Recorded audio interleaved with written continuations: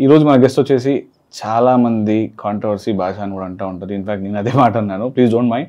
And చాలా వరకు ఆయన అందరూ మీకు తెలిసే ఉంటారు. Is Shekhar Basha, is an RJ and very good commentator in sports also.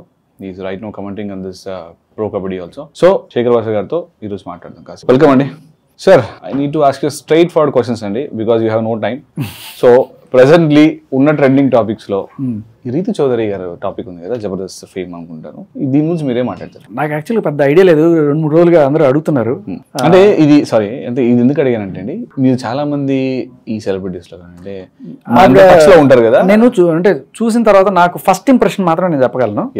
నేను అంత డీప్గా స్టడీ చేయలేదు, కానీ ప్లీజ్ ఆవిడ తెలుసో తెలియకో ఇరుక్కున్నారు. ఓకే, అది కొంత అమాయకత్వం వల్ల ఇరుక్కున్నారు అనిపించింది. ఓకే, ఆవిడ ఈ ఆస్తి కాదు, తీసుకుపోతే తీసుకుపోండి, ఈ 4 కోట్లు 700 కోట్లు అన్నారు, తర్వాత 4 కోట్లకి వచ్చింది. సో నాది కాదు కాబట్టి తీసుకోండి, నాకు దానికి సంబంధం లేదు అని చెప్పని అంటున్నారు.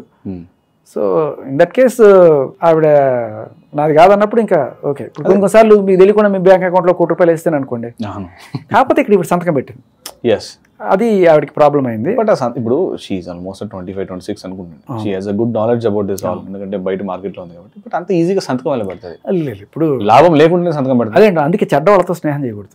ఇప్పుడు మన ఫ్రెండ్ మనం అనుకుంటాం మంచోడు ఇది అని అనుకుంటాం, కానీ వాడు సరే కొన్నిసార్లు చెడ్డ అని తెలిసినా కూడా మనకేదో అడ్వాంటేజ్ అవుతుందిలే ఫోన్లే మనల్ని పెట్టి సినిమాలు తీస్తాడు, మనకేదో ఇది చేస్తాడు కొంత లాభపడతాం అనే ఒక ఇది ఉంటుంది. Absolutely. Final at the end of the day ఇవాళ రేపట్లో విలువల కన్నా డబ్బే ఎక్కువ నడిపిస్తుంది. 100% నడుస్తుంది. సో మేబీ అలా అని డబ్బు నడిపిస్తుంది ప్రతి ఒక్కరు దొంగతనాలు చేయడు, దోపిడీలు చేయడు, ఏదో వాడుకున్న దాంట్లో ఏదో చేయగలడో ఆ స్కోప్ లో చేసుకుంటుంటాడు, కొంచెం లిమిట్స్ పుష్ చేసుకుంటూ ఉంటారు. అలా మేబీ ఆయన అటువంటి వాడని తెలిసినప్పుడు వెంటనే she should have backed of.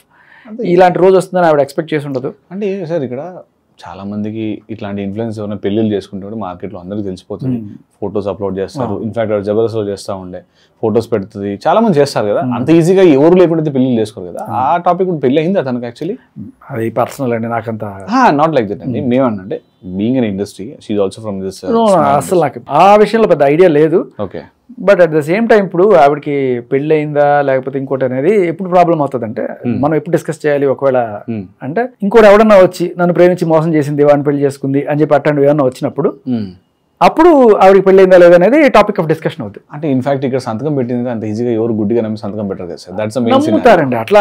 ఇప్పుడు ఆవిడ చెప్పింది ఏంటంటే, ఇప్పుడు నేను ఎక్కడికి వెళ్తున్నాను, పవర్ ఆఫ్ అటార్నీ నీ పేరు మీద ఉంటుంది, నువ్వు అమ్మకానికి చేసుకోండి అని చెప్పి.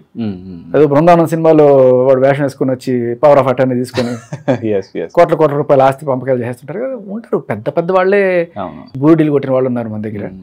సో కొంత అమాయకత్వం, కొంత అత్యాశ, ఇవి రెండు. అంటే చాలా మంది కూడా అమ్మాయి అంత అంటే సెలబ్రిటీ స్టేటస్ లో ఉన్నప్పుడు కూడా, సెలబ్రిటీ అంటే ఏదో పెద్ద ఇది కాదు, నార్మల్ ఉన్నప్పుడు కూడా కొంచెం అమ్మాయి ఏదో అందరితో ఫ్రెండ్లీగా ఉంటుంది, తన ఫ్రెండ్స్ కానీ మ్యూచువల్ ఫ్రెండ్స్ కానీ ఉంటారు. ఆ విధంగా ఎక్కడికన్నా ఇలా జరిగిందేమో అని చాలా మంది అనుకుంటున్నారు.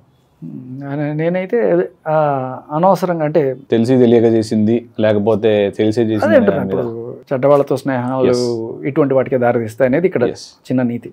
ఓకే ఫైన్ అండి. సార్ ఇప్పుడు ట్రెండింగ్లో ఉన్న టాపిక్ ఇంకోటి ఏంటంటే, గరికపాటి నరసింహారావు గారు. ఆయన చాలా వరకు మీకు తెలుసు ఆధ్యాత్మికంగా బాగా చెప్తా ఉంటారు, ప్రవచనాలను చెప్తా ఉంటారు.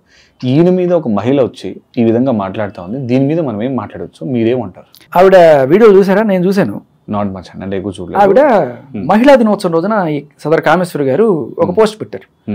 దాంట్లో ఆవిడ మహిళలందరికీ శుభాకాంక్షలు అని చెప్పి మహిళలందరికీ ఆవిడ ఇచ్చిన ఒక సందేశం ఏంటంటే, మగాడు అనేవాడు చెట్టు లాంటి వాడు, మహిళ ఆ నీడలో తలదాచుకుంటుంది. ఒకవేళ చెట్టు ఎండిపోయింది అనుకోండి, ఏం చేస్తుంది పాపం, ఇంకో చెట్టు చూసుకుంటుంది. ఇదేం మెసేజ్ రా అంటే, చెట్టు ఎండిపోతుంటే, ఇన్నాళ్ళు నీకు నీడనిచ్చిన చెట్టు ఎండిపోతుంటే నువ్వు దాన్ని నీళ్లు పోసి సంరక్షించుకోవాలి, అంతే తప్ప చెట్టు ఎండిపోతే ఇంకో చెట్టు చూసుకుంటా, అది ఎండిపోతే ఇంకో చెట్టును చూసుకుంటా, ఇదే అసలు చెట్టు ఎందుకు ఎండిపోతుంది? నువ్వు నీళ్లు పోయకపోతే ఎండిపోతుంది.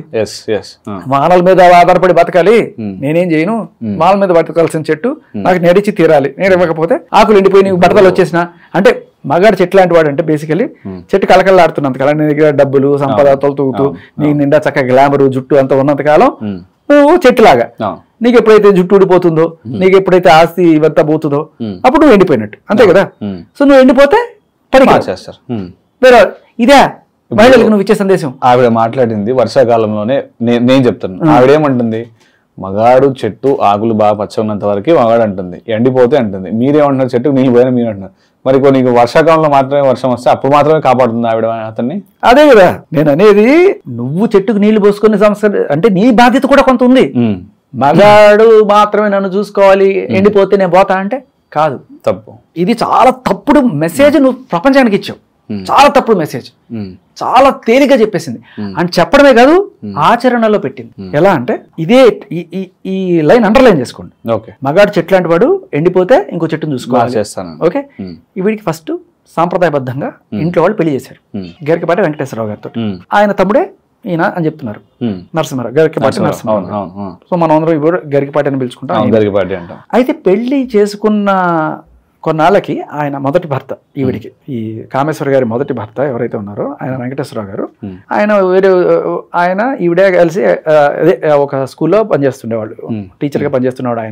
ఆయనకి వేరే చోట ఎక్కడైనా మంచి ఉద్యోగం కావాలని చూస్తున్నప్పుడు గరికపాటి గారు ఏదో రెఫరెన్స్ ఇచ్చారో మొత్తానికి ఫైనల్గా ఆయనకి వైజాగ్లో ఉద్యోగం వస్తే ఈయన వైజాగ్ వెళ్ళిపోతున్నప్పుడు మరి ఈవిని కూడా తీసుకెళ్లాలా, లేదు ఆయన కూడా వెళ్ళిపోతే ఇక్కడ స్కూల్ కొంచెం కష్టం అవుతుందని చెప్పి ఈవిని ఉండి ఇక్కడ స్కూల్ చూసుకోమని చెప్పి వెళ్ళారట. సో ఆయన వెళ్ళి సంవత్సరం లేకపోతే 6 నెలలో ఎంతో డిస్టెన్స్ పెరిగింది. ఈ లోపల ఈయనతో గరికపాటి గారితో ప్రేమ మచ్చి గురించి ఆయనతో మూవ్ ఆన్ అయిపోవడం జరిగింది.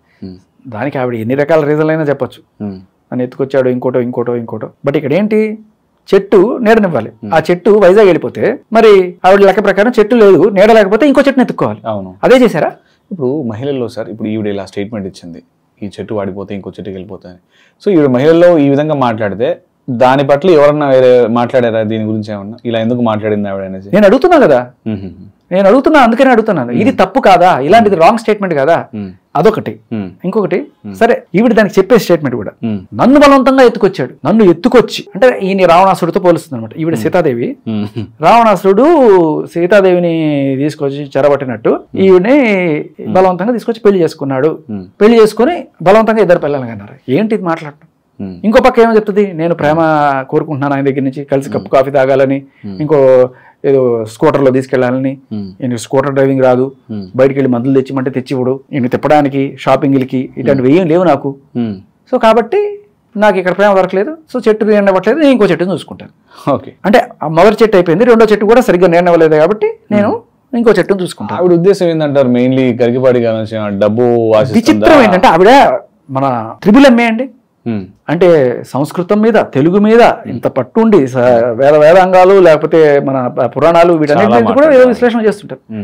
దాంట్లో ఆవిడ చెప్పిన విశ్లేషణ ఏంటంటే అండి, రాముడు లక్ష్మణుడు సీత వనవాసంలో ఉన్నప్పుడు బంగారు లేడిని తీసుకురమ్మని సీత కోరితే రాముడు వెళ్ళాడట. ఆ టైంలో లక్ష్మణుడు కనుక రావణాసుడు కాకుండా లక్ష్మణుడు సీతను తీసుకెళ్ళిపోతే ఎంత దారుణంగా ఉంటది. అదే జరిగింది నా లైఫ్ లో. ఓకే, మీరు ఊహించుకోండి, లక్ష్మణుడు చేస్తే అది అన్నకి చేసిన ద్రోహం.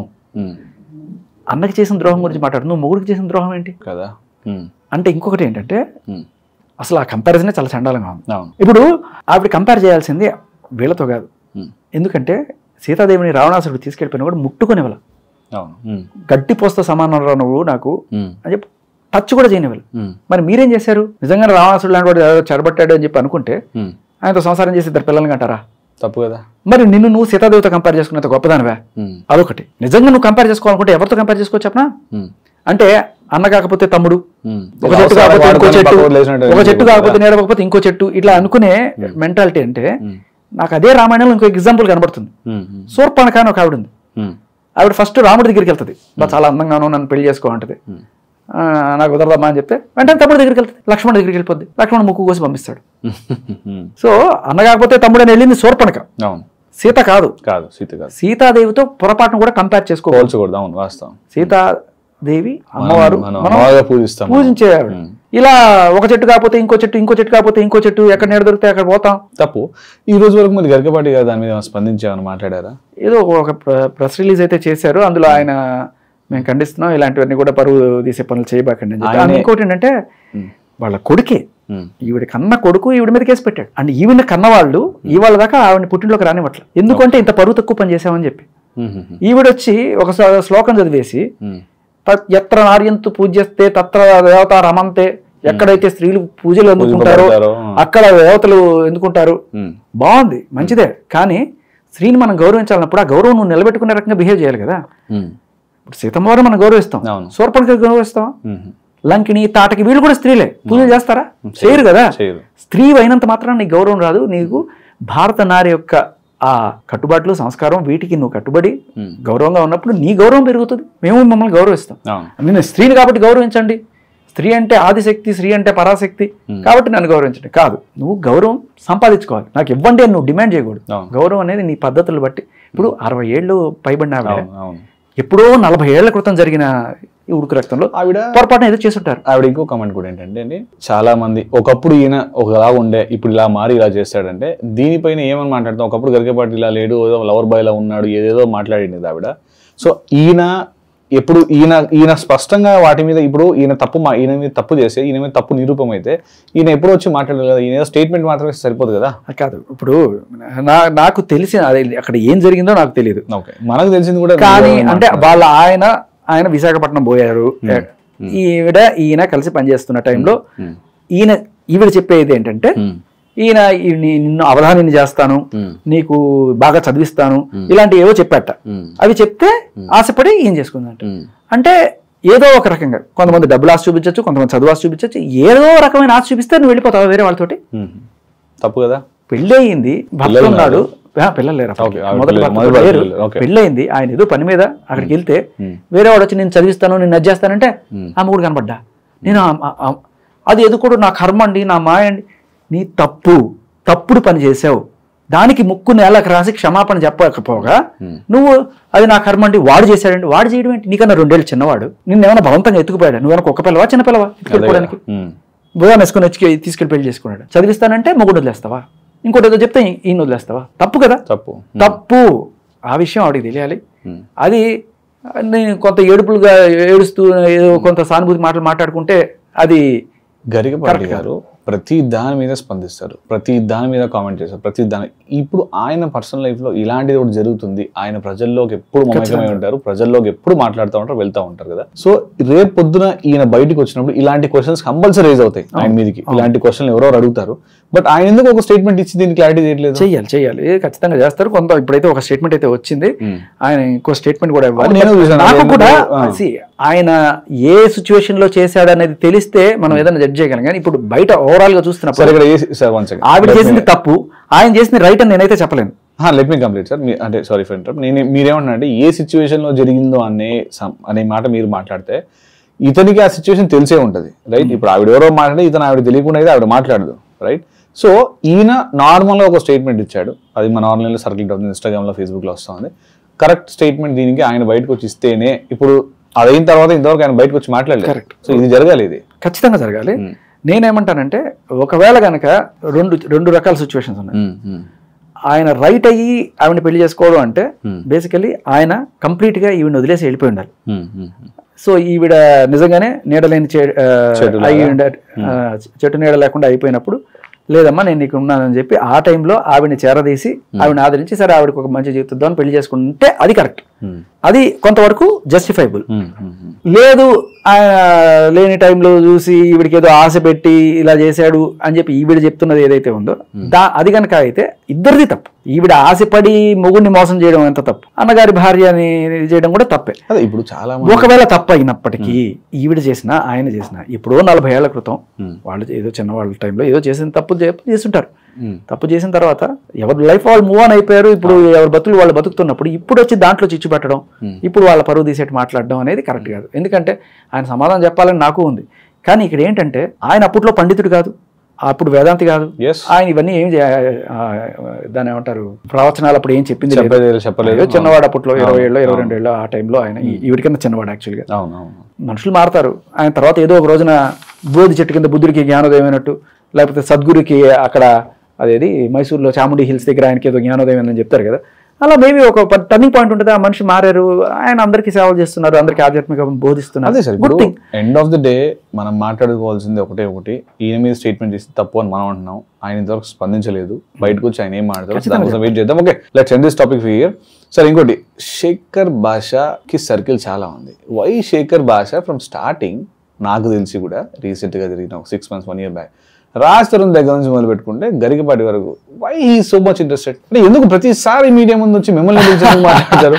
అలా ఏం లేదండి. ఇప్పుడు మామూలుగా ఇంటర్వ్యూకి వచ్చినప్పుడు టాపిక్స్ అడుగుతారు, అవును, అడిగినప్పుడు చెప్తాం. కొన్ని అలా కాదు సార్, పర్టికులర్లీ నేను చూసిన కొన్ని వీడియోస్ కానివ్వండి, ప్రతి దాంట్లో వై శేఖర్ భాష ఇస్ ఇన్వాల్వింగ్. అలా మీరు ఒక సెర్చ్ చేశారనుకోండి, మీకు అవే పాపప్ అవుతుంటాయి సార్. వస్తా ఉంటాయి, పాపప్లో వస్తా ఉంటాయి, సబ్స్క్రైబ్ చేసుకోవాలి. That's not my point sir. మీకు సర్కిల్, మీకు సర్కిల్ బాగుంది. పర్టికులర్లీ రాజ్ తరుణ్ కేసులో మీరు స్టూడియోకి వెళ్ళారు, ఆ లావణి ఏదో మీ మీదకి చెప్పు తీసుకుని ఇవ్వండి, ఇవన్నీ ఏదో జరుగుతాయంటే పర్టికులర్లీ ఏ ఇన్సిడెంట్ అయినా శేఖర్ భాష వచ్చి మాట్లాడరా? ఏ ఇన్సిడెంట్ అయినా మాట్లాడు. అదే అండి, మళ్ళీ నేను ఒక 100 ఇష్యూల గురించి మాట్లాడినా నేను డైల్యూట్ చేసుకోవడానికి కూడా అనుకోవట్లేదు. ఎస్పెషల్లీ మగాళ్ళ మీద ఒక ఆడవాళ్ళు సానుభూతి కోణంలోనో లేకపోతే చట్టాలని మిస్యూజ్ చేసి వాళ్ళని హింసించాలనుకునే కోణంలో ఇబ్బంది పెడుతున్న టైంలో ఇటువంటి వాళ్ళకి అండగా ఉండడం, చట్టాలని మార్చుకోవాలనే ఒక చైతన్యం జనాల్లోకి అండ్ అలాగే సిస్టంలో తీసుకురావడం కోసమే నేను ఎక్కువ మాట్లాడుతాను. ఇంకా మిగతా బిగ్ బాస్ ల్యాప్టాప్ వెళ్ళొచ్చాను కాబట్టి వాటి గురించి మాట్లాడతాను కానీ, but otherwise only these topics like where ఒక లేడీ కారణంగా ఒక మగవాడు ఇబ్బంది పడుతున్నాడు, ఆత్మహత్యలు చేసుకుంటున్నారు, అతుల్ సుభాష్ కావచ్చు, ఒక బేకరీ ఓనర్ కావచ్చు, ఒక ఎస్ఐ కావచ్చు, వరుస పెట్టి ఇవన్నీ. సో వీటి గురించి నేను ఒక చిన్న పోరాటం, ఒక ఉద్యమమే చేస్తున్నాను నేను.